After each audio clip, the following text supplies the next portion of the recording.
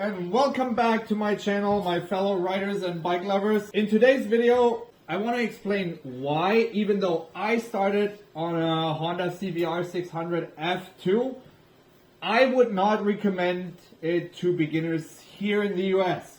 Currently, I live in the US, but I began my journey as a rider back in my home country of Germany. And yes, our beer is that great. I had the luxury of learning to ride in what I would consider one of Europe's motorcyclist paradise, the Black Forest. Imagine mountains, hills, valleys, ups and downs, twists and turns, all in one location. Along the way, there were also biker-friendly stops like cafes, hotels. This is truly a motorcyclist dream riding location. Anyway, let's get back to the topic. So here's the thing. In Germany, you cannot just walk into our equivalent of the DMV, the Führerscheinstelle in German, take a multiple choice exam and the driving test and walk out with your license in hand the same day. Comparatively speaking, if you want to get some more intense learning experience here in the US, you can take what is known as the motorcycle safety course. Some states do require this, but not all. During the motorcycle safety course, you will undergo 5 hours of classwork and 10 hours of road time. Then you will take your final exam on the road. To get your license in Germany, you must go to driving school where you will learn not just how to ride, but also theory. For example, how much water can be polluted by one drop of oil.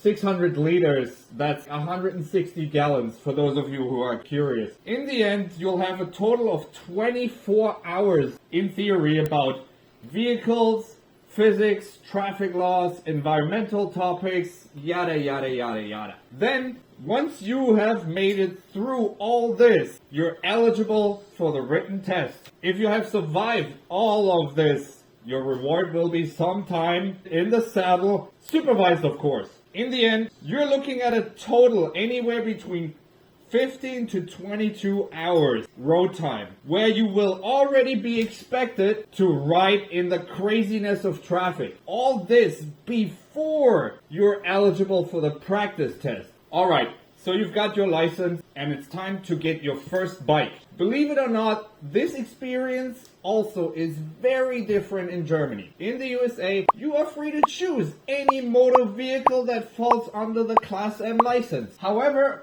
in Germany, you cannot just go to the next dealer and buy an R1. Sorry, Booster Bros. If you're 18, like I was, there are some restrictions and limitations on your license. Back in 2009, I was only allowed to ride bikes with a maximum of 34 horsepower for the next 2 years.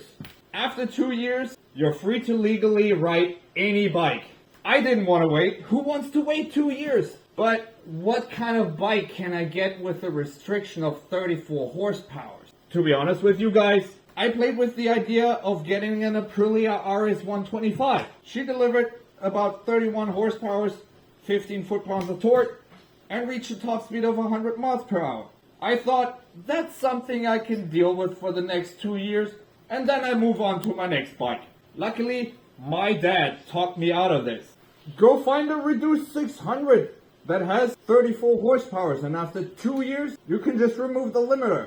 If you guys want me to make a video explaining what a limiter is and how it works, as I have noticed that's not a very common practice here in the USA, let me know in the comments down below. In the end, I bought a Honda CBR 600 F2. She was reduced to 34 horsepower and still delivered close to 29 foot-pounds of torque with a top speed of 112 miles per hour. After 2 years, when I was able to remove the limiters, my Honda made 100 horsepower, 46 foot-pounds of torque, and reached close to 150 miles per hour. Unfortunately, Germans don't have big yards where they can allow their 5-year-old to take spins on dirt bikes. I'm sure a few make the exceptions to the rule, but it's just not a thing in Germany. So I will admit that I didn't start my motorcycle journey until a little later than some of you here in the US. But to this day, I will always have a special appreciation for this bike, unbelievably, for the German government's restrictions, because I was allowed to really grow with my bike, develop a passion for the hobby, hone my skills, learn the importance of things like throttle and brake control. All I can say is, no matter if you have ridden for 2 years, 15 years as I have, or an entire lifetime, there's always some kind of knowledge to be gained from anyone you meet in the saddle. So don't be afraid to admit when you've made a mistake and keep your mind open to new ideas. Anyway guys, this was just a brief comparison and a little bit of an explanation on my riding history, but there are a lot of more things that I could have included here. If you're interested in a dedicated video on the differences between Germany and the USA, let me know. Don't forget to like and subscribe. Until then, keep the rubber down and smile up. We'll see each other on the road.